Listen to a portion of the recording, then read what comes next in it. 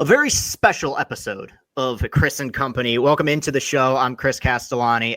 So unless you've been living under a rock, you know Tarik Skubal unanimously won the American League Cy Young, and I had a pretty good idea that he was going to win the American League Cy Young, so I tried to lock him down for an interview a month ago, shortly after the season ended. He agreed to it, and now he's going to be doing the show. The first ever repeat guest in Chris and Company history, so that's progress, right? That means people want to come back. That's a good thing. I am beyond excited for this. This is extremely cool. I think I say this. I'm gonna try not to fanboy too hard because I don't know. I think I won the Cy Young. He plays for our team. Like, how cool is that? But before we go any further, hey, you see this shirt that I'm wearing? Are you watching on YouTube? See this number 29 with the 3 crowns on it? You know, because he won the Triple Crown and the Cy Young. I don't know if you know that. This shirt and many others like it can be found at obviousshirts.com. Obviousshirts.com is the bee's knees. If you go there, there are some phenomenal sports shirts, a lot of really cool Tiger shirts, several of which I've worn in videos already. Look, people know that I'm a fashion icon, okay? There's Dolce, there's Gabbana, and there's Castellani, right? I know this because I circle through the same 5-6 workout shirts every week. But on the rare occasion in which I decide to dress nice like this, I go to obviousshirts.com. Obviousshirts.com. That's your where you can go to find all awesome Tiger shirts, all awesome sports shirts just like this. Interacted with the guys. They work their butt off. Really cool dudes over there. So please go to that website and support them. All right. Also, another thing you should support, CastellaniContent.com. That is the website that is your one-stop shop for everything that Chris Castellani does. If you just, and I don't think any human being has ever felt this way, but if you just can't get enough of Chris Castellani, everything you need, everything can be found at CastellaniContent.com. If you're watching this on YouTube, hit that like button, hit that subscribe button, comment, let us know who you want to see us interview next. What do you think of this interview? Was I blinking too much? Was I looking at the ground? I don't know. This is all criticisms I've heard of before. If you're watching on Apple Podcasts or listening on Spotify, write us a review, leave us a 5-star, let us know what you think of the program. Continue to follow, continue to spread the word, continue to subscribe, do that all that awesome, fantastic, and scintillating and sexy things. I appreciate it greatly. You guys are the best. I'm not going to keep you waiting any longer because we got to get to the main event, and that main event is the interview with Detroit Tiger and American League Cy Young winner, Tarik Skubal.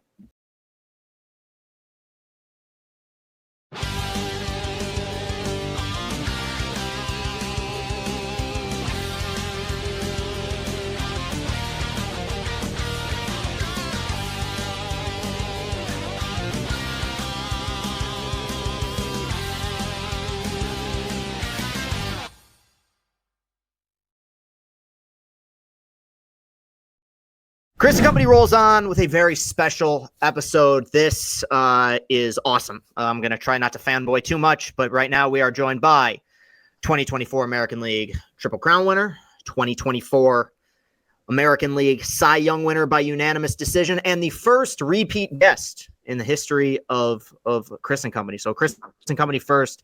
Tarik Skubal back on Chris and Company. Dude, what's going on? Pretty crazy 24 hours for you? Yeah, it's been fun. You know, it's been a whirlwind of. I feel like the last 2 days have kind of blended together. Probably a little bit of lack of sleep, but it's fun. You know, it was fun. I got to enjoy that moment with my family and obviously share it with the people that mean a lot to me. And it was a cool experience all the way around. And also, happy belated birthday. I mean, talk about hitting at the right time. I mean, when did you realize that could be a thing, that was going to be, the voting was going to be in your birthday? Yeah, I didn't. When the season ended, when our season ended, I was wondering, kind of like trying to plan, where you want to go. I knew the MLB award show was a thing. I knew Cy Young, whatever it was a thing. And I was trying to plan all that and just get some dates out there. And then that was probably a week after the season where they said the Cy Young stuff, I think, was going to come out on my birthday. And I was like, it's kind of weird how stuff like that works out, But that was, it was really cool, really special. Have you driven the car yet? Yeah. I think, that thing glides. That thing, I love it. It's fun. It's like driving on clouds. I have nothing figured out. I don't even, I'm trying to get the seat. The seat keeps moving in when I'm trying to move out. And I'm like, dude, I got to get my settings dialed in. So I'll probably spend, 30 minutes in there just clicking on things and getting the, everything you want the right way. Sure. Well, you got time now, and there's so many questions I about this season that I could ask you about, but I'll just start with this. You came into the year with high expectations. Obviously, the last time we talked to you was right before the season started, and you're a competitive guy. You're so focused on winning, and I think it's one of the big reasons why the fan base is connected with you. But was there any point throughout the season, or maybe a particular start, where you felt like, yeah, you know what, I might be the best pitcher in baseball? Yeah, I don't. That's a tough question because when you're in the moment, you're in the moment. You Mhm. don't really think about. I try to do a decent job of just eliminating kind of anything that gets put out on me, like the whole media, right? Like positive or negative. It's like I want I want the respect and of my peers. The guys I go to work with every single day. I want that. I want them to tell me what I need to get better at, or attitude, whatever mentality, whatever it is, right? I want those guys, and I will value those opinions. But as far as uh, you know the noise that comes around, it can consume you. I've let it consume me in the years past. But I think it's just it'll impact you negatively too. If you let your ego get involved, and I try to eliminate that stuff from the game. But as far as I think one start was probably right before All Star break. I think it was my last start. When they announced that I was going to be an All Star, and they announced it the morning of my start in Cincinnati, and it was really cool. I mean, they tell me in the morning before obviously the stuff comes out in the afternoon. I think it was announced at like 5 p.m. that day or something. But they told me that, and then I went out and had a pretty good start. And we sweep that. We also swept that team after we just got swept against the Angels in Anaheim, and then we turn around and say, hey, no, we're not just gonna go 1-5 on this road trip. We're gonna try and break even a little bit. And um, that was a pretty cool start. And then you become an all-star, right? And your name gets thrown around, and then you get to share a clubhouse with a lot of really special players, and you belong in that clubhouse too. And it probably took me some time to actually think I belonged in that clubhouse. Just when you look across, the names, the list goes on. It's really special. But then you get kind of involved with those guys, and you think you belong in that tier of baseball players, and it just helps you kind of build confidence in yourself. It is tough because no matter how dominant you are, you're one bad start away from those numbers looking a lot different. So I feel like you kind of Yeah. can't compartmentalize it. I just remember, as somebody who's watched you throughout your career, the start you had early in the season in Tampa Bay, where it seemed like you were really comfortable painting that fastball inside, like consistently to righties, and locating it was kind of the first time where I'm like, man, if he sticks with this, this could be a special season. You brought up obviously making the All-Star game for the first time in your career, and Tigers social media was very kind of frustrated with this, and I would imagine you took it much more lightly. But did you expect to start the All-Star game? Um, I don't know if expect is the right word. And I mean, I obviously you want to start the All Star game. I think that's a really cool thing to do in your career. Um, but the way it kind of was explained to me was, I mean, obviously, Corbin's been around for, that's his fourth All Star game, and he was also, I mean, he had a hell of a year. He's had a hell of a career. I'm a big fan of his, just as one of the game's best pitchers. I love watching him do his thing. I got to see it firsthand in September, and we were on the wrong side of it both times. I'm like, that's the most dominant I've ever seen a guy go. 14 innings. But I don't know if expect, but I felt like I earned it. I'm not saying he didn't earn it, but I thought that I had earned it at that point. But it was whatever. I mean, I don't really care. I mean, it is what it is, and I mean, I got to pitch in the All Star. I threw Right. in second instead of the first. I don't give a shit about whoever gets to throw first. At some point in my career, do I want to? Sure, I'd be lying if I said no. But it was a cool experience all the way around. It was really really cool Yeah, to be able to throw. and there is veterans are kind of favored in that stuff, and it's just sometimes it's how it works out. Like a few years back, Kershaw had never started the All-Star game like 13 years into his career somehow, and then Dave Roberts gave him the nod. So yeah, you'll get there at some point. I understood the decision, obviously, though. Of course, I would have loved to have seen you be part of that, but seeing you pitch in the second inning was every bit as cool. I got to ask, when after a great start and the night is done and you've kind of gone through your routine, you've talked to the media, do you ever find yourself scoreboard watching other pitchers to see how they did? Did you ever find yourself seeing what kind of results Burns might have had or Lugo might have had throughout a season? It's not like I'm looking to compare them to myself. I'm not looking at that to like, oh, I pitched better than this guy tonight. It's like I don't really care, but I'm just looking at like dominant performances that you kind of see.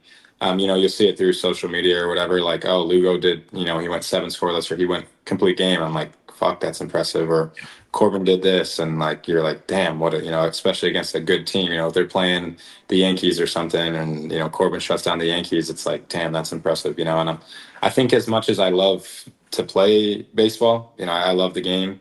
I'm as big as a fan of the game as anybody is. I love watching just guys go out there and compete and play at the highest level of their game. I think it's really cool to watch. I'm never going to root for a guy on another team to have success, but it's like when you watch guys do things that are really special, it's like it's really cool because as a player and as being a peer, like you understand how hard it is to play this game, and it's not easy. And to watch guys go out there and have success, it's actually like, I enjoy watching that, when guys are going and going on tears, and it's like, this guy's so hot in the box. I'm like, yeah, it's fun to watch because something special happens every night.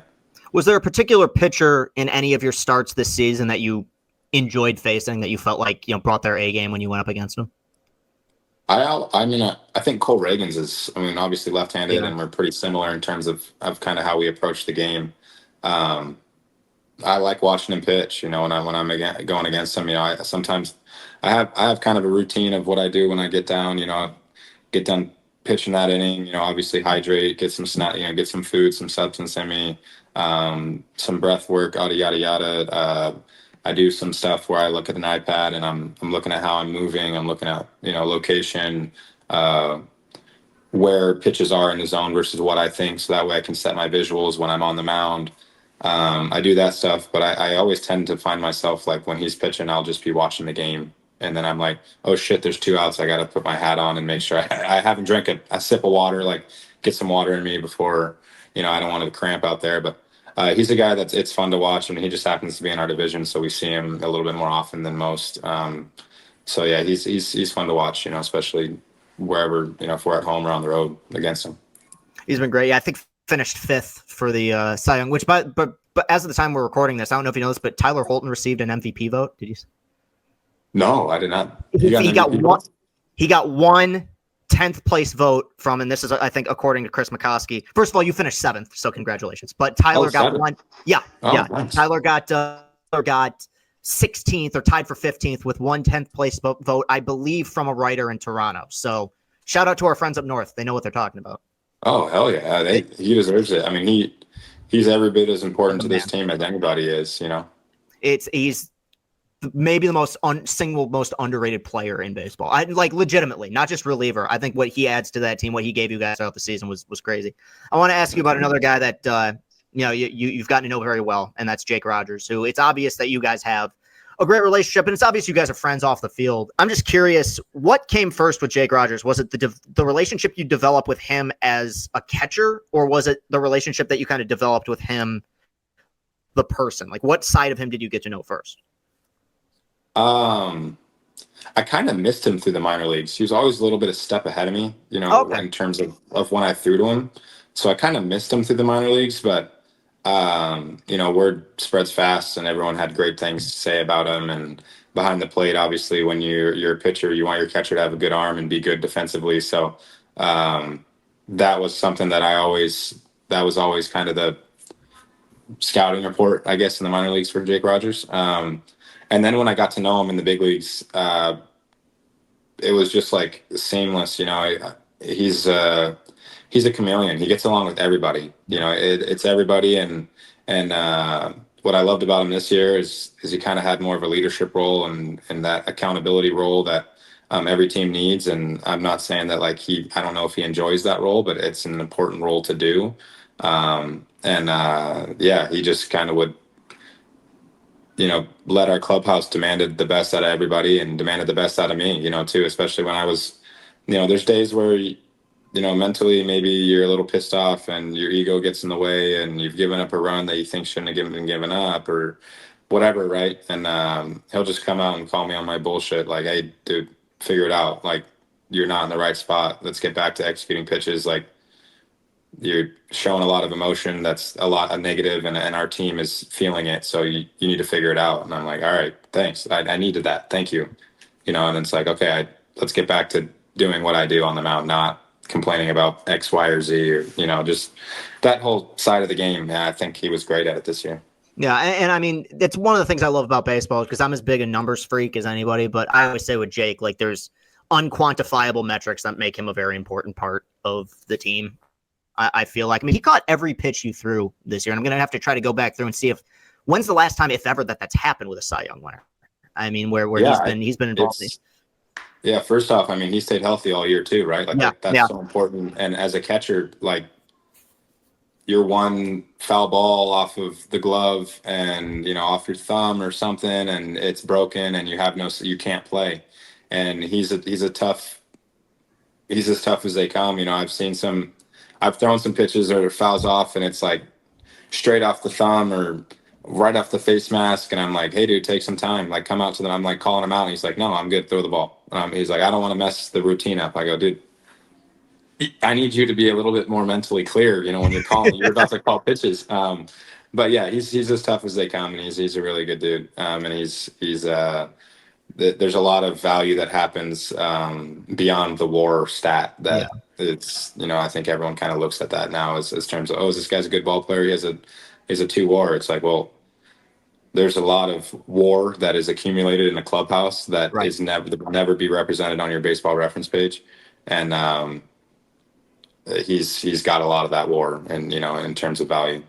Mm-hmm. One thing that was talked about a lot with you throughout this season, I think really made you so effective was, you were always a swing and miss guy, but you were getting so much swing and miss in the zone, which is like better than almost any other pitcher in baseball this year. And I think that it spoke to really the consistency in which you attack hitters. It didn't really feel like there were a whole lot of waste pitches this year with you. Is that something when you're on the mound, obviously you want to throw strikes, obviously you want to record outs, but are you trying to miss bats in the zone, or is it just as simple as you just want to keep throwing pitches in the zone so you can record outs? Yeah, I think a lot of my mentality and my is confidence is knowing that I can beat guys in the zone with my stuff, and I don't really have to expand a ton to beat guys. And there's going to be certain scenarios where I expand more than others. Just runners in scoring position, all the kind of just the baseball shit, right? Or if like this guy chases a lot, okay, I'm going to try and expose that as much as I can. But, for the most part, I really do try to beat everybody in the zone. And, I'm always trying to execute every pitch, like I set my eyes of what I'm trying to do to get the ball to end up right where I want it to go. I mean, whether it goes there or not, doesn't matter. But, I'm always trying to execute my changeup down and away on the corner. That's where I'm always trying to throw that pitch. Or, if I'm going, in with it, or I'm always trying to execute my slider down and away perfect right where that is, whether it goes there or not, it doesn't really matter. But I'm always trying to throw my heater at the top of the zone, in the zone, because I think I'm always trying to beat guys in the zone, and that's just part of the mentality that I have. And then it kind of helps me pitch deeper into games, and then I think it kind of helps me get ahead and get guys uncomfortable, and they start knowing I'm throwing strikes, and then they start swinging at more stuff too.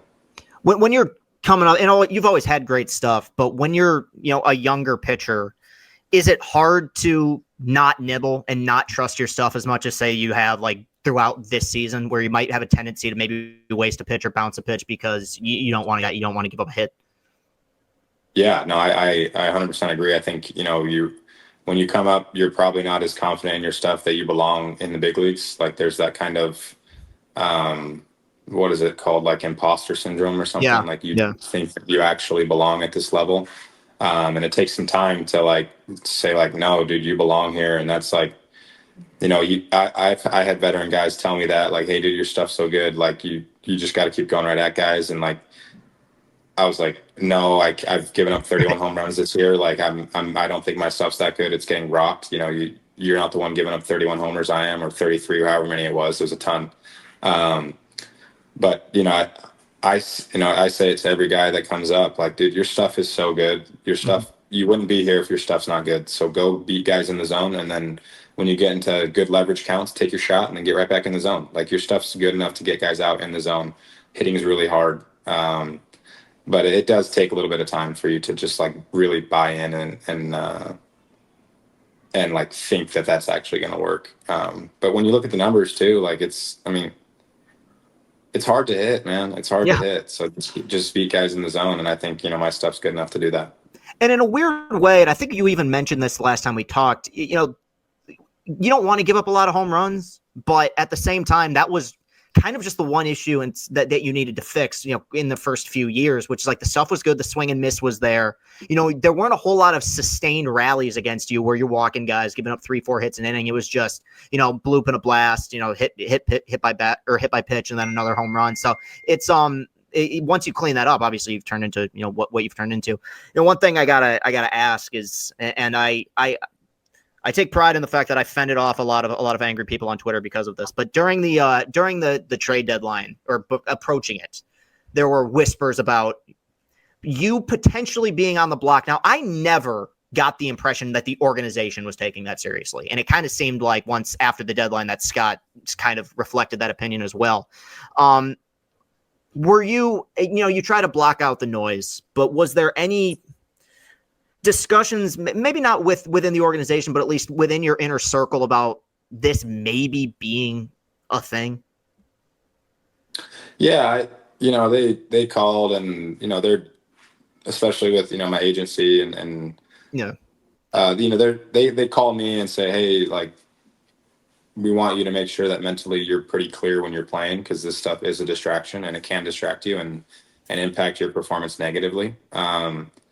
So that was kind of those conversations, and I was like, listen, like, I'm really not caught up in all this. I don't think there's much merit in it. There wasn't, the organization obviously didn't tell me like throughout the stuff when it's going on, what's going to happen. Or I think, it's just the professional part of the business. That's part of the business that isn't, the best thing. Right. But it's, it's a business at the end of the day. Right. And I totally understand it. I'm never going to hold a grudge, about that. But I didn't really ever think it was a real thing. And that's kind of that, it is what it is. If I got traded, like, what am I supposed to do? Like, am I supposed to be upset at the team that gets, well, I have no say, I'm like, okay, hey, you got traded. All right, cool. Now I'm on a different team. That's the end of it. All right, cool. Give me an apartment in that city and then we'll figure it out. So that's kind of how that goes for me, at least. Yeah, no, I'm with you. It didn't seem like it's a thing. Obsessive trade talk is a huge thing that like media and social media loves to run with. Like it's a favorite thing, especially at that time of year. Look, and I adore you. You're one of my favorite Tigers ever. But if I felt like it made sense for the team, I would have said it. I just said at the time, I'm like, I think you fit our window with where you're at right now. It just didn't make sense to me in the moment why they would be shipping you. And also, I mean, and we'll talk about this a little bit later, but like, we've gotten rid of a lot of really good guys. I mean, we've gotten rid of good guys since you've been here. Like, and it's so frustrating as fans, especially a guy like you who is having such a great season. So I was very relieved to see that you weren't, it never came to be. And I don't think the organization was ever that super serious about it. But, look, Triple Crown, really good in the postseason, made the postseason, pitched in October, got a Cy Young. I guess, are your goals as simple as, well, I want to do it again, or is there an innings threshold you want to hit? Where are you at right now in terms of personal goals for next season? Yeah, obviously I could sit here and just be like, oh, let's do it again. That was fun. Let's do it again. Yeah. It's like, for me personally, I really only have one goal, and that's just to like maintain health throughout a season. Maintain health. That's the most important thing. If I'm healthy, I log innings. If I log innings, I'm putting my team in a position to win. If I do that, my numbers will be good. So it's like, I just think that health is the most important thing, and then everything else kind of trickles down from that. So that's kind of that's kind of it. I want to be healthy, and I want to play winning baseball. I think, when teams are winning, it's because why? Because players are playing well. So if I'm on a winning team, we're playing well, and that means I'm probably playing well. So it kind of fixes everything for me. I just don't really, I can set a threshold of how many innings I want to throw or how many strikeouts I want to have, but like none of that matters if I get hurt and I miss a month. Like, okay, so now all those goals are gone. So now what do I do? Do I have to make new goals? And it's like, well, I worked all off season to attain this goal. Now, like mentally, what's that? It becomes a slippery slope in my eyes. So I really just try to keep it simple in terms of just I want to be healthy, and when I'm healthy, I know what I can do with the ball in my hand. As you've gotten older, I mean, you're only 28.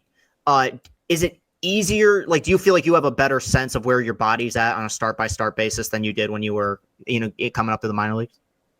Yeah, for sure, for sure. I probably this might sound bad, but I worked less than I did then. I'm not saying I'm working less. I'm just working a little bit smarter. Yeah. I think that's kind of more what it is. But I was always I still am that way. You put your head down and you get to work, and that's how you get better at things. And I think that that's important. You put your head down and get to work. But I was probably doing it to a deficit. I think it was impacting my game, and you could kind of see velocity start to go down as the innings went up, and later in games. I watched a video this year of like me in 21 in the fifth inning. I'm throwing 89-mile-an-hour fastball. I was like, oh, dude, what? You have no business throwing an 89-mile-an-hour heater. And so I think, you just kind of, you get your routine and what works for your body. And I felt like I've had a pretty good routine the last year and a half, and my body has responded the way it's supposed to respond. And obviously that's, however many, what is it, 48 starts or 49 starts since Flexor have been pretty good. So I like where I'm at, and that's what's cool about the off season. You get another time to just get your body back to ground zero and get athletic and build it up to get really strong again. And then you just maintain it throughout the year. And I'm continuing to put in work. It's just, you work a little bit smarter because the tax that you're putting on your body, when you're playing and performing at a high level. It completely varies, especially with pitchers. Like I remember when Arrieta was really dominating with the Cubs, and he had this whole routine of diet and workout and yoga and meditation. And yet, on the other side of things is like David Wells, like it's, you never really know how your body's gonna adjust to that stuff, how it's gonna work. So it is interesting. And before I jump into some questions about this, I mean, the amazing run, second half, month and a half, through the postseason that you guys had, you are. You are familiar with Rob Friedman, the pitching ninja, he's a friend of the program here as well. We've interviewed him. And obviously you were one of the more featured people on Pitching Ninja this year, which is always a good sign. It means you're missing bats. Was there a certain at-bat or a certain pitch that you threw this year that stands out to you that you look back on, you're like, I keyholed that one. That one was perfect. Yeah, I like watching the sinkers into righties that are just kind of like perfectly on the line. Just because I think it's probably the hardest pitch to hit in baseball. For me, at least, my toughest pitch to hit is probably that one when it's executed like that. And two, it's kind of it's not the key to my success, but when I'm doing that consistently, it makes at bats really, really hard, and it makes my changeup like a legit weapon, and I can start, throwing that thing and getting a ton of positive results. So when those things get, posted, I probably watch them more than I'd like to admit. And, but I always say it's good for visualization. It's a real thing. I watch it. I watch it, and then you just like your brain starts to wanting to do that more, and then you start doing it. So I always say that's kind of a bullshit excuse, but, I think there's something positive in watching yourself have success and kind of stimulating the body to, or the brain in that aspect. So let's move ahead now to where this team was, right? Sellers at the deadline, and all of a sudden, magic. Some young guys get called up, some guys get healthy.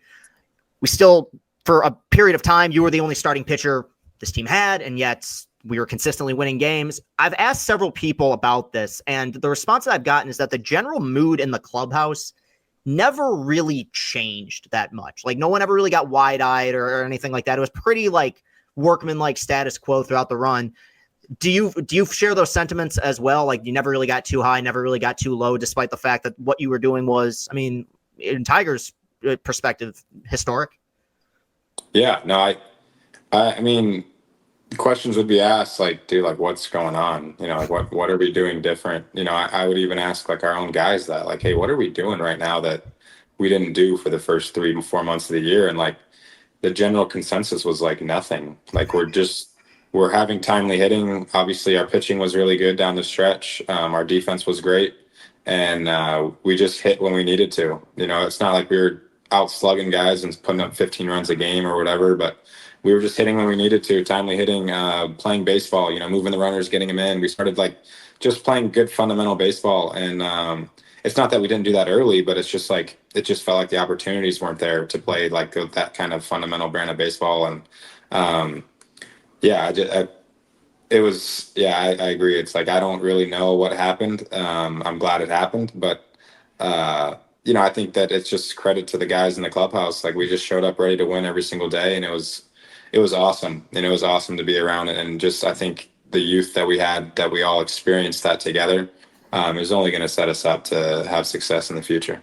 Yeah. And I think really, because I've been following this team long enough, I've seen teams that have sold at deadlines many times. And typically like that, you use that as an opportunity to call guys up to learn. Like, I mean, you did what Jace Young did with some guys in the team, but what happened with the pitching is that every guy that got called up was throwing darts. I mean, Gunther and Herter and Hannafy, every one of these guys. I mean, Herter out of nowhere was like, perfect at points. He basically got the bulk innings of a playoff game, several months after making his debut. I think it was a combination of that. And in a lot of ways, offensively, I feel like you guys kind of go as Parker does. Like when Parker's hitting and he's right, and we know how good he is defensively, but he really struggled that first month and a half. Came back in that series against Cincinnati, looked great, then got injured. I felt like once he got hot and you kind of got things rolling at the top of the order, the offense started cooking again. Was it because, as I brought up now Cater Montero came in and pitched some pretty good baseball, but for a minute, it was you starting, and then 4, chaos games, bullpen games, whatever you want to call it.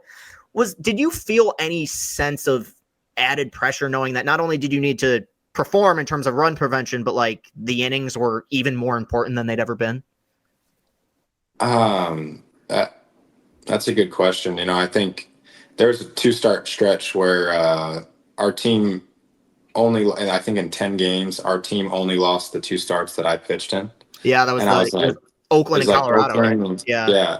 And I'm like, dude, I'm the only, we should have a 10-game win streak, but I'm the one that like, what's going on, guy? Like, what am I doing? And it's not like I was pitching poorly. Yeah, you pitched well in those. You pitched well in those starts. Yeah. And we're just losing the games that I played in, and I'm like, damn, I'm the one that's holding this team back from, really skyrocketing up these, potentially maybe let's host a wild card series or whatever, and I'm like, damn, I'm the one that's fucking this up. But that's just the game of baseball. It's the beauty of the game. But I don't think that my games were more important than the next guy's games, or however we rolled it out. We still had starters, we had starters, but we were just making matchups very favorable with, openers and getting guys involved in those things. So we had starters.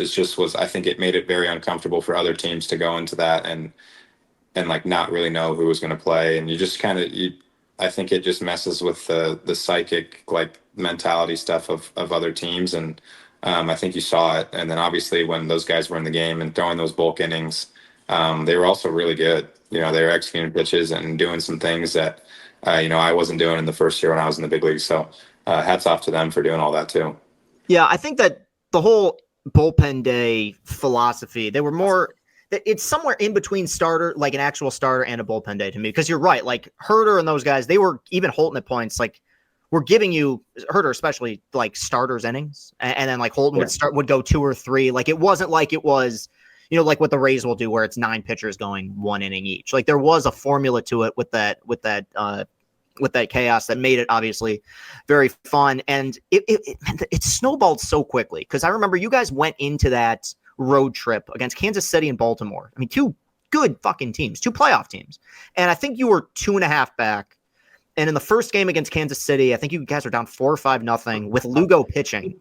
And Cleveland was losing to Minnesota like 4-0. And I'm thinking, okay, it'll be 3.5 by the end of the night. Who knows? And then you guys come back and win that game. Cleveland wins. Minnesota loses. Now a game and a half. And then all of a sudden, you go 5-1 on that trip. You're coming back home with a chance to potentially, punch your ticket to the postseason. I guess kind of describe where your mindset was at going into that last start in Tampa Bay, where obviously, there were personal accolades, like potential to kind of, guarantee, you were going to get the Cy Young, but did you feel a different energy coming into that start, or did you feel as though there was a different vibe going into that start, knowing for the first time in your career, playoff implications were really on the line at home? Yeah, I think, when we went on the road and we went to Kansas City and Baltimore, that's when I think it became a reality for at least for me. I'm like, all right, if we're gonna make the playoffs, we need to be at least 500 on this road trip before we come home. And when we went to Kansas City the time before, we got swept, and we got boat raced all three games. And we just played Baltimore, and we took 2 of 3 at home or whatever. And then we're going back, and we kind of have suppressed their offense a little bit. And it's like, okay, well, when's this offense going to break out? Or when? And we have Corbin Burns again, so like he just dominated us, and he's one of the best pitchers in the big leagues. And is he going to do it again? So maybe we're going to lose that game. And it's like, okay, so I just was like, okay, when we come back from this road trip, if we go 3-3, we're still right in the thick of things, and it's going to probably come down to game 162. But at least we get to say that it came down to that game, and then we go 5-1, and it's like, all right, let's win our first 2 games at home, and we're in. And then or 3 games, however many games we needed to win. It felt like 2, but win those 2 games, and we're in. So, and I was fortunate enough to start the first game back at the homestand, and that was really cool. The fans were there. It was a packed house, and even through the rain delay, I think we went to a rain delay, and it was a great environment. And obviously I was able to go perform, and we win. And I'm like, we're in. Everyone was like, yeah, we're in the playoffs. Let's obviously don't get ahead of ourselves, but like, this is a reality for us. And that was really fun to pitch in. And obviously baseball is my number one through and through, but it was the most fun I'd had watching sports in forever, honestly, because it was just every game. It was either you shoving, or every other game was a late inning comeback or some sort of amazing, like, last minute. The game against Baltimore to me is the standout. The second game, after Burns beat you guys, Foley blows the save. You bring in Brisky with a 0% like margin for error, and Sweeney makes the unbelievable catch. He pitches out of it. You guys win that. I mean, there was so many moments, that led up to it. And then obviously you get that final series against the White Sox, that ended up kind of being the coronation. First, unless there was something that happened in the minors, first champagne shower for you, like after a clinching game. Yeah. How fun was it clinching at home? Oh, I mean, it was so much fun. Obviously, we get to have the clubhouse and do our own little thing at home, and then we got to go to the bar right across the street from the field. We've always joked about like going there, like just drinking beers with fans and stuff, and then we were able to do it, especially on a big night. The only thing that sucked was we had a day game the next day. It didn't really change a thing, in terms of what our team did. I don't think that we were like, oh, guys, we got to play tomorrow. I was like, no, we're going to enjoy the hell out of this and just show up and see what happens. I think what hurt us the next day was the rain delay. I think that's when the hangover set in for our guys. And I think because I was like, dude, a lot of these guys had late nights drinking, like, we might go do something special. We might score like 17 runs today just because guys aren't thinking about anything. They're just like, they're still awake. Yeah, they didn't fall asleep. Yeah, they're still awake, and they're still riding the high from the night before. But once that rain delay hit, I think our guys were like, oh, you sit in the clubhouse for an hour, and I think that's when things kind of set in, and probably the ibuprofen started wearing off a little bit. But it was so much fun.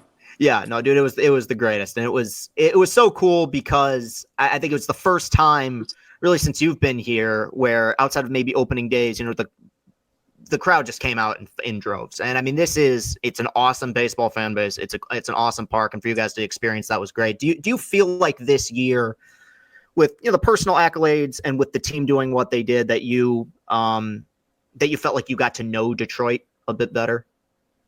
Yeah, I think I've always been told since 2020 and 21 was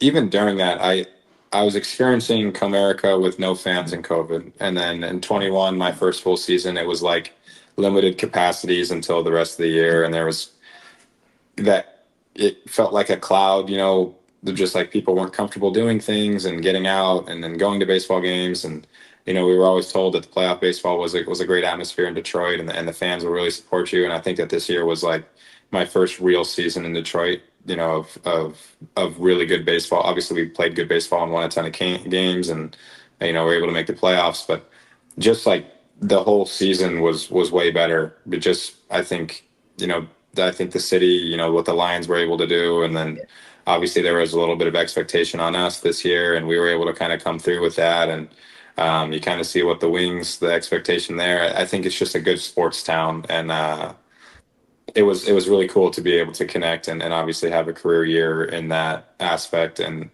I think the support that they showed me, just like I think I threw like a day game on a Thursday, and like there was kids skipping school and making Yeah, man. signs, doing all that. I thought it was really, really cool. It took me back to being in like eighth grade or in high school. Like, yeah, the cool teachers would show the day games on TV, like, Yeah. because we were a few games away from clinching. I mean, it brings people together. Have you, just quick, kind of sidebar, have you been to a Lions game yet at Ford Field? I'm actually planning on going. Well, we were going to go until we made the playoffs. Our whole team was going to go to that. I think they had a Monday night game right after the season ended. So our whole Yeah, the team was, Seahawks game. yeah, we were all going to go to that Monday night game and go kind of take it in. But I haven't been to a Lions game yet. We always are either out of town or we're playing. It's a getaway day. Thursdays and Sundays are hard, and then Mondays our schedules just don't line up. We're always playing, Yeah, similar times, or their travel days, so we're leaving. We can't stay. But I'm actually going to get up there. I think they play a Thursday night game, not Thanksgiving, but maybe the week after. yeah, you might be right. Yeah, I think we Yeah, did last year too. Yeah. yeah, I'm going to go to that game. It's Um, You'll dig it, dude. It really is. I mean, team being good is obviously a huge factor for it, but like, it's the greatest thing they ever did was put that thing indoors. And I know like the Silverdome was like that too. And I don't know where you stand on that, but like December football weather, like it's cold enough October baseball. Like having watching Detroit like indoor football is yeah. No, as a fan, I get it, but also like as a fan, it's like football weather's supposed to be cold, and like true. you run like smash mouth football and you look at like Green Bay, right? And they're like Mhm. outdoors, and I mean, it's freezing, and the fans are just they look like crazy out there. I mean, their whole beards are frozen solid, and it's like, that's sick. I mean, obviously as a player, it probably sucks. And I'd probably bet all of them want to play inside, even if it's on turf. I mean, maybe not, they don't want to play on turf, but, um, yeah, I bet they like the environment of it being indoors better than outdoor. But there's something that's just Yeah. like football to me, where it's cold and you run the ball and it's like physical, and I think that's cool too. But I get it for both Yeah. aspects. Well, you're coming at it from the point of view of an athlete, whereas I'm not. So I enjoy sitting. I enjoy sitting in the stands and just taking the game in and yelling, which is what I practically do professionally at this point. You made your first foray into the postseason, and people always talk about the intensity of October, and that I think it was John Smoltz who said that one inning in October feels like 3 regular season innings. And you see guys kind of come into October sometimes, and the adrenaline's there, and sometimes it takes difficulty for them to adjust. Did you feel like you were pretty well prepared for what the intensity of the postseason was going to bring? Yeah, I think we kind of played postseason baseball for the last 5 weeks of the season. So, as much as it's not postseason baseball, I mean, I totally get it. The environments are different, the crowds, the cameras, everything that kind of comes along with the postseason, the media stuff. It's just you're obligated to do a lot more. I understand that we weren't in the postseason, but those games were just as important as the games, in Houston and in Cleveland. And yeah, I think that. Having a manager that's had obviously the experience that he has, you lean on that a little bit, in terms of questions asked and kind of how to prepare. But, I think that, you keep the game simple and you don't make the game bigger than it needs to be. And when you really truly focus on winning every single game every single day, that's what you want to do in the postseason. And the goal doesn't change. Just the stage might change, but the game's the same. So that was kind of my take on the postseason, was like, hey, don't make any pitch bigger than it needs to be. Don't make any at bat. Don't make any inning or scenario bigger than it needs to be. Just keep doing what you've done and just keep making pitches, and keep going right at guys, and win, lose, or draw, you can live with that. So that's kind of my mentality always. That's my mantra on the field. Give it everything you've got, because you can live with the results if that's what you do. Yeah, and obviously, like those first, really, even I defend you a lot, but I even that third outing, I honestly thought your stuff was great in all three outings. Cleveland did what Cleveland does in that fifth inning against you in the third game, but in the start against Houston, first I was wondering just with the entire team, because you're right, like I didn't know if you guys would be a bit gassed, because you were like that month and a half. It was close game, high leverage, high intensity innings for every reliever. I mean, the margin for error just wasn't there. You had to keep winning. And I think it was the second inning you struck out Pena on a slider. I think it was 94 inside. And I'm like, all right, you're good. Yeah, and then the rest of the team, I think also, and well, I guess this is a question I'll ask you. Were you able to settle down a little bit with them getting those early runs against Frommer?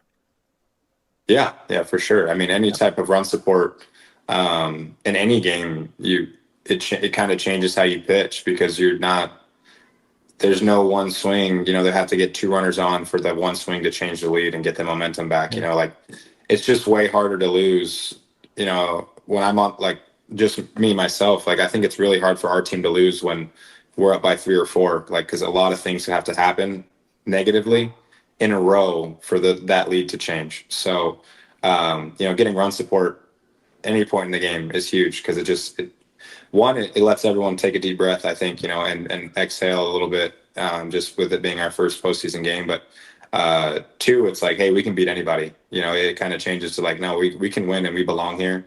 And I'm just fortunate enough to be able to, obviously perform well and put our team in a position to win. And even that game, they came back and fought back, and it was a close, finish, and it was incredible. But I think any type of run support, but I think that's baseball though. That's the beauty of the game, and that's why it's so much fun. For sure. Yeah, no, it was. Yeah, I remember vividly those last few innings of both games were sweating, but incredible stuff by the bullpen. Obviously, you were amazing in that first game to kind of set the tone against Valdez, who'd been like fantastic for like 3 months. Like that was the weird thing, is it pretty much been you and him being the top 2 in the second half of the season in the American League. Did he get any? Where did he finish Cy Young wise? I think let me think about this, because I know Reagan's finished 5th. He might have been 4th. I can look, because he did pitch really well down the stretch. It's not updated on Baseball Reference, but I can check that out in a little bit. But I know second half. He got votes though. I mean, he was great for them down the stretch.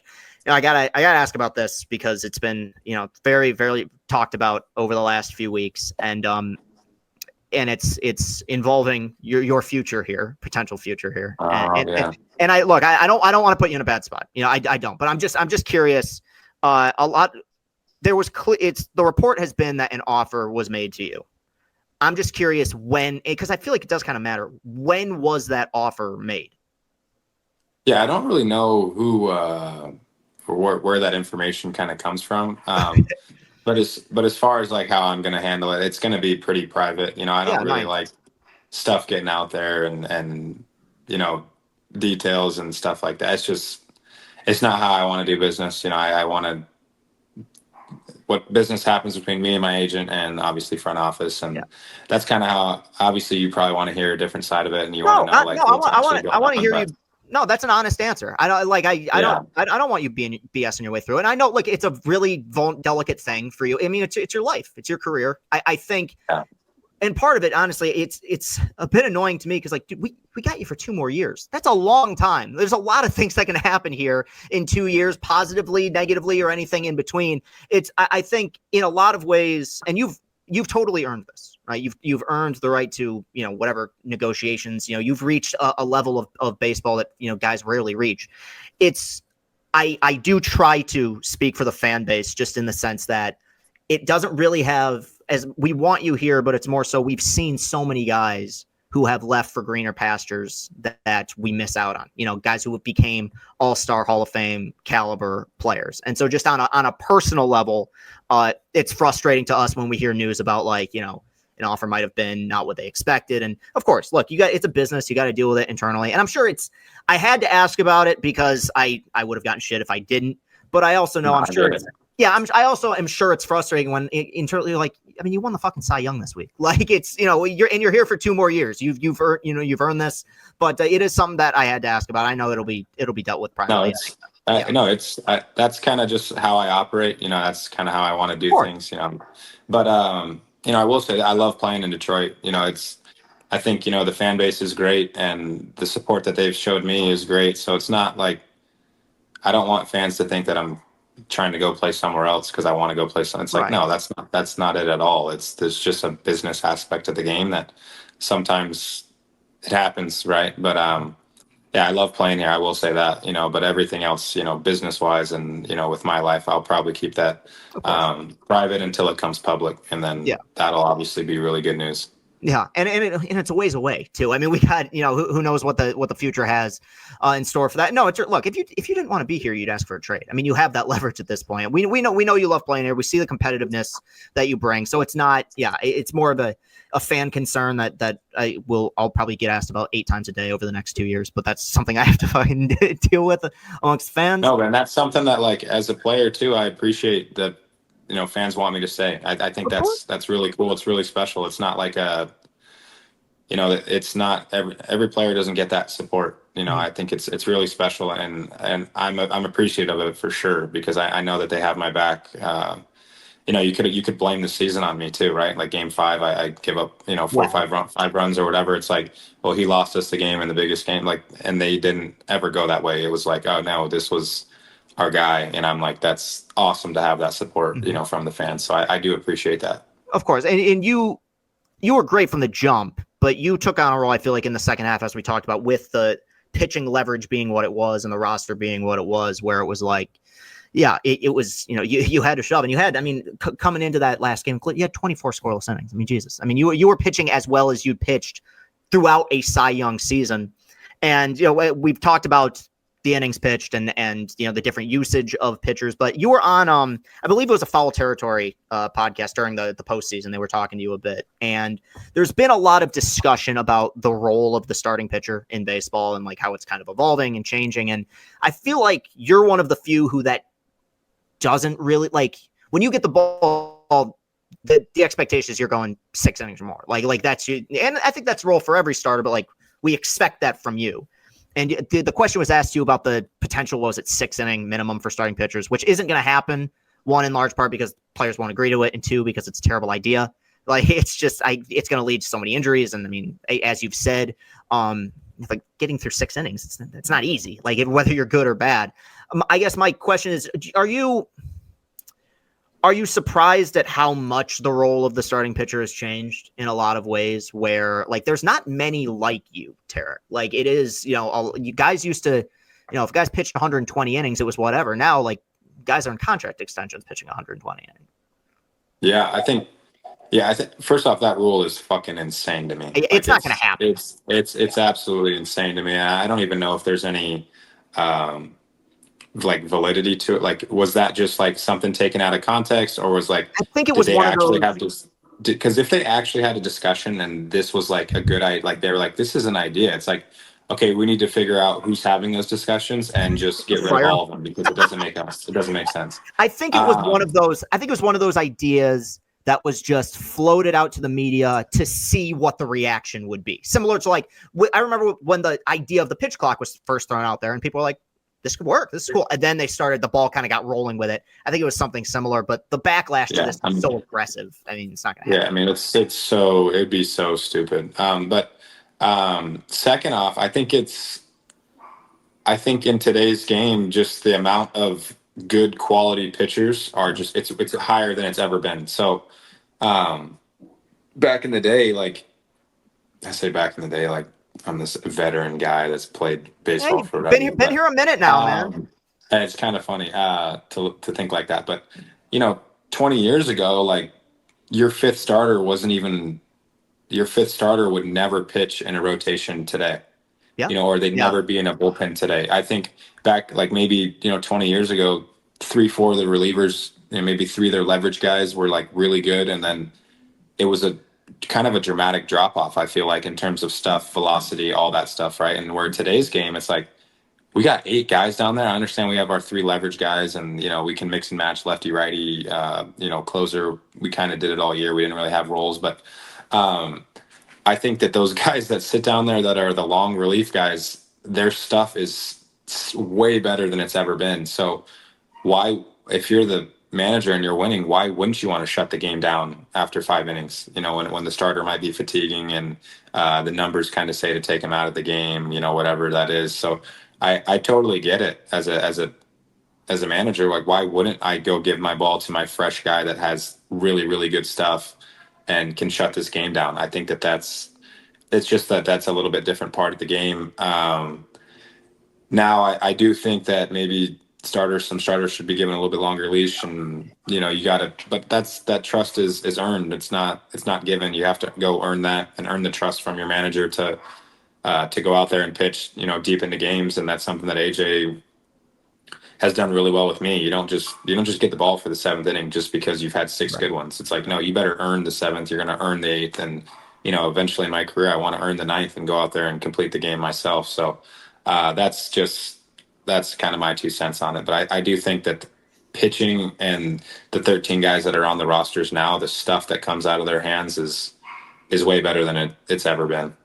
That's why I kind of roll my eyes when people wonder, like, what could this guy from 1950 hit today in the major leagues? I'm like, they wouldn't. I'm sorry, like, no disrespect, but like Ted Williams didn't have to face Mason Miller. Like, it's a much different vibe. Game. Yeah, It's a different game. And like if they got acclimated to the modern age, it'd be different. But Oh, for sure. if you For just sure. pluck them out of the 50s or 60s, man, it's just different. Spin rates, like velo, the way these guys are built, it's a completely different ball game. But I asked Miggy in the middle of his career, right? Like, well, I played with him towards the end of his career, Yeah. but I was talking to him about like how much the game's changed from the beginning to his end, and he was like, in his first couple of years in the big leagues, like the 3, 4, 5 guys in the rotation are like 86 to 89 mile an hour guys, Yeah. and he's like, yeah, you grind your at bats against the top 2 guys, and then you get 3, 4, 5 that you're seeing, maybe 3 times through, and he's like, that's good hitting, when you face those types of guys, and I think just guys don't do that. This stuff just Yeah. is different nowadays, and I'm not taking away anything. All games evolve, right? Like, just games. That's all sports do this, right? Look across the board. NFL, NBA, MLB, everything, right? The game change. Yeah. NHL, the game changes. So that's just part of it. The athletes are way more like it's like weaponized athletes now because of just Yeah. training and everything that goes into it. And yeah, I think just and the game's in a good spot too. I think that the baseball purists, they're like, oh, the starter needs to go. It's like, just enjoy the game, and everyone's trying to change the rules of everything. It's just like, let's let the game be the game. And Mhm. we had a hell of a postseason. We had a great series. Especially from the American League side, like, they were great series all the way through. Yeah. A lot of run changes and stuff, and then the World Series was the World Series. I thought the World Series was great too. I think, if New York wins that game, I think it goes 7, and then It would have been interesting, man. Yeah, I know. yeah, I It think, was starting to head that way of like the pressure's now on their side. Yeah. yeah, ratings are up. I think fan engagement's up. Our game times are down. I think it's good for players. I think it's good for fans. So I think baseball's as a whole is in a good spot too. I'm with you completely. It's just as a guy who just likes pitching, I like pitching duels. Like, to me, you Yeah, each other in game yeah, 5. Like, Boyd looks good through 2. I mean, obviously, I want you guys to win, but like, I like that matchup. I like seeing you guys out there. I like, you brought up Reagan's earlier. Like, I like it when you guys face off against each other. Both of you guys go 6, 1 earned, and then it goes over to the bullpens. It's just a consumer thing for me that like I no, complain about. and that's something that's cool too. I like looking at. I'm a fan too, right? Like, when I Yeah, know 2 guys are squaring off, 2 of the best, Wheeler, Cole, are going at it. I'm like, all right, I'm gonna watch this game. Like, I want to see how these guys are gonna go compete, or whatever it is. Like Zach Gallen versus just like yeah, guys that are really good in the game. Logan Gilbert, Zach Gallen. I'm like, all right, let's tune into that one. And I totally get it as a fan. And maybe that's where there should be some growth in the game, is like, we need to do when I say like, baseball needs to do a better job of probably marketing athletes to where, because there's so much talent, right? There's the talent's obvious. So maybe we just, and our game's kind of going through a weird youth movement too. I feel like everybody's getting younger now, and yeah.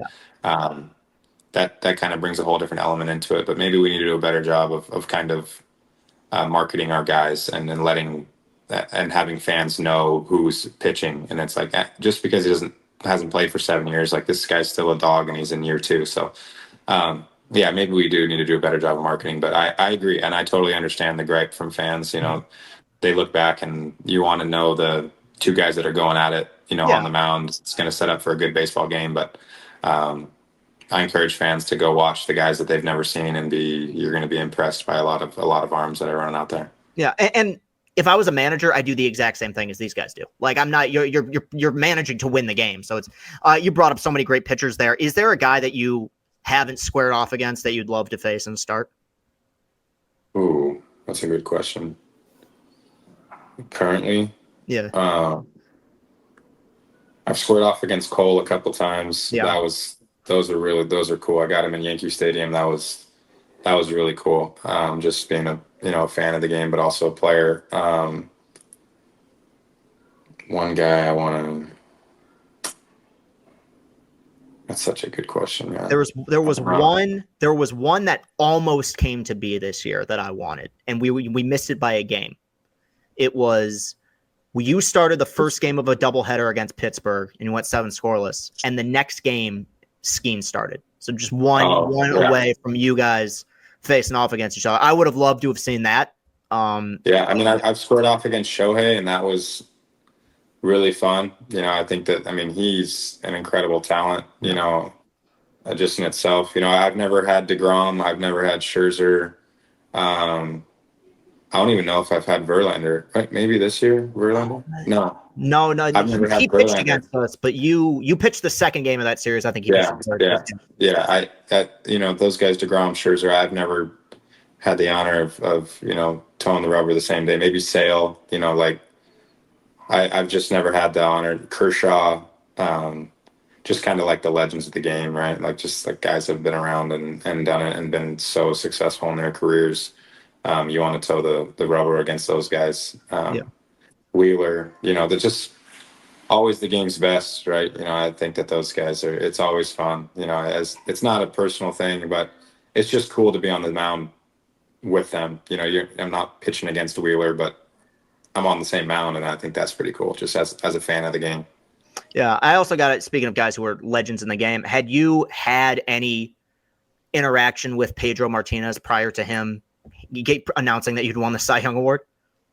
I did. He followed me on Instagram, I think maybe after my Houston start, and we had a little cool interaction on Instagram, but not in person. And I look forward to meeting him in person. Hopefully that kind of links up, and I get to, he's got such a.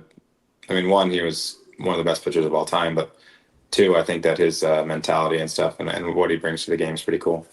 He has one of my favorite baseball statistics. I'm finding it right here. It was one of the Cy Young years that he had, where he won. I think it was 2000. It was the 3rd Cy Young that he won.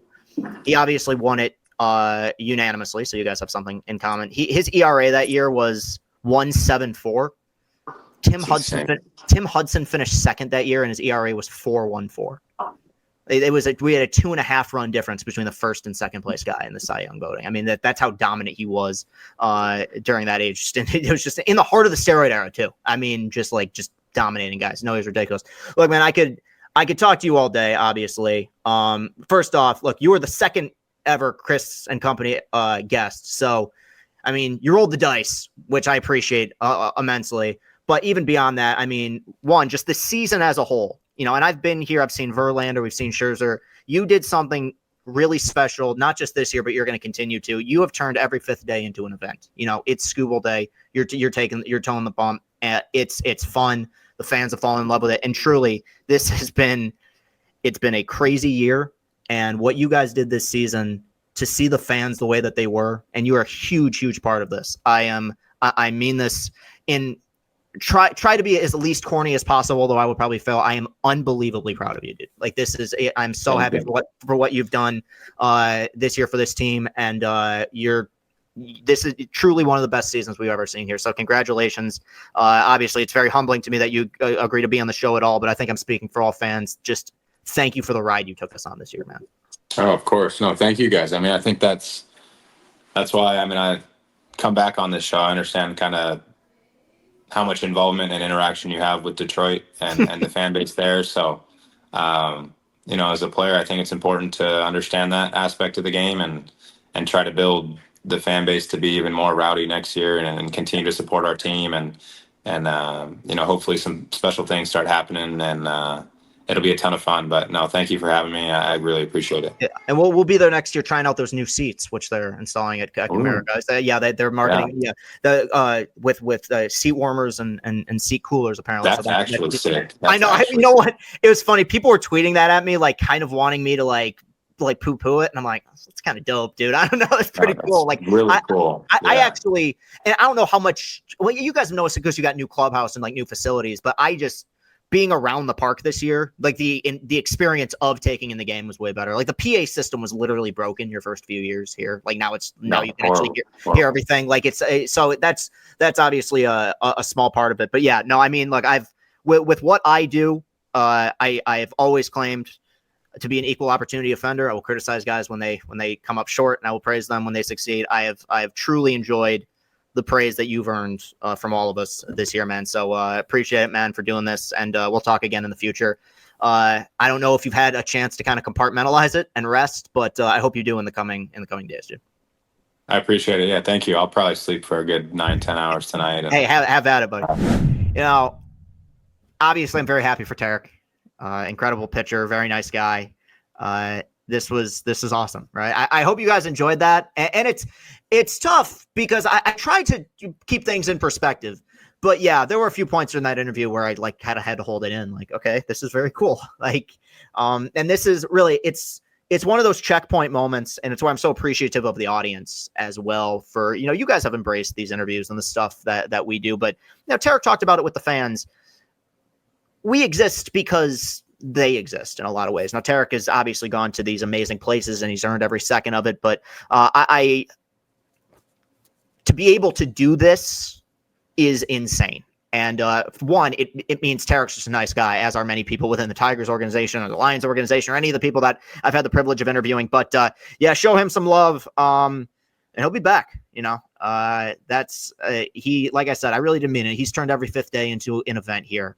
And considering where this team had been and considering how the pitching staff kind of lined up, I really do think this is one of the more memorable Cy Young seasons of recent memory. I mean, when in terms of being valuable to your team, very few were more valuable than Tarik Skubal was in 2024. So as I said at the beginning, if you like this shirt that I'm wearing right now, you can go to obviousshirts.com and you can find many other shirts like it. If you're watching on YouTube, hit that like button, hit that subscribe button. Let's get those watch hours up. We will be back next week with another episode. Cody Stavenhagen for The Athletic, our second Athletic guest in 2 weeks. We had Nick Baumgartner on last week. We will have Cody Stavenhagen talking some Detroit Tigers news next week. That interview is already in the can and pre-recorded, so I'm looking forward to you guys listening to that as well, finding a little bit more Tigers news. Now, I'm going to wait because maybe if some news breaks, I might have to edit, maybe adds a few things to the pod, but we'll cross that bridge when we get to it. Thank you very much to everybody for continuing to support. Go to castellanicontent.com. You will find everything that I do. My heart soars with the Eagles nest. Interview to Cy Young winner. Who'da thunk it? All right. Have a great rest of your day, guys. Peace and happiness. We're all behind our baseball team. Go get 'em, Tiger. World Series bound and picking up steam. Go